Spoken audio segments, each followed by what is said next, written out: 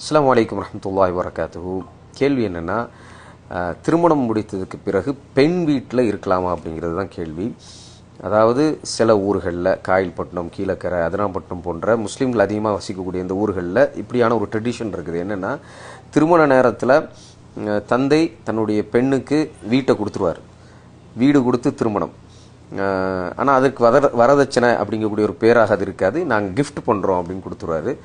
இஸ்லாமிய முறைப்படி கிஃப்ட் பண்ணுறதா இருந்தால் அவர் பெண் பிள்ளைக்கும் கிஃப்ட் பண்ணணும், ஆண் பிள்ளைக்கும் சமமாக கிஃப்ட் பண்ணணும். ஆனால் அது அப்படி தான் நடக்குதான்னு கேட்டால் இல்லை.